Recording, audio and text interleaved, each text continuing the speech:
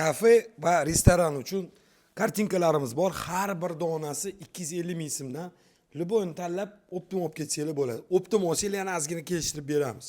Umumanliklar 2 milliondan oshib turar ekan, lekin har bir donasi 800 mingdan 4 ta dona bor.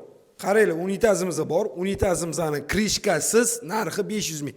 Chunki krishkasini o'zi 200 dollar turar ekan, lekin krishkasiga 100 dollar qo'shib bersa, ya'ni 100 dollari 500 ming so'm bo'ladi.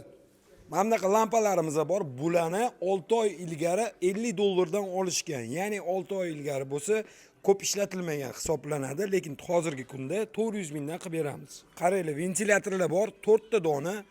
Endi buni narxi 400 ming so'mdan har bir donasi. Kameralarimiz bor. Ya'ni mana bu televizorda ko'rib turganingizdek 32 ta kamera hammasi ishlab turibdi. Har bir donasi 300 ming so'mdan. Undan tashqari televizorimiz sotiladi. Televizorimizning narxi 1 million 400 ming so'm. Yana kelishtirib beramiz televizorni. Bu yashigimizni kamera оборудованиялari uchun, lekin narxi buni 800 ming so'm. Hamda 4 terabaytli kompyuterning pamyati bor, uni narxi 300 dollar.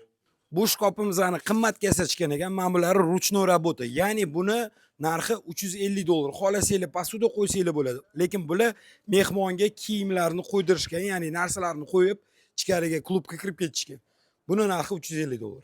Garderobimizning razmeri bu ham xuddi shunaqa, taxminan 140 lik joyga sig'adi. Ya'ni 3 ta narsani bitta joyga qo'ysanglar bo'ladi. Ya'ni kafe, restoranlarga olsanglar bo'ladi. Narxi 150 dollar. Festivallar narxi 400 ming so'mdan har bittasi. Ya'ni kafelarga olib borsanglar bo'ladi. Unitazimizning narxi 500 ming so'mdan.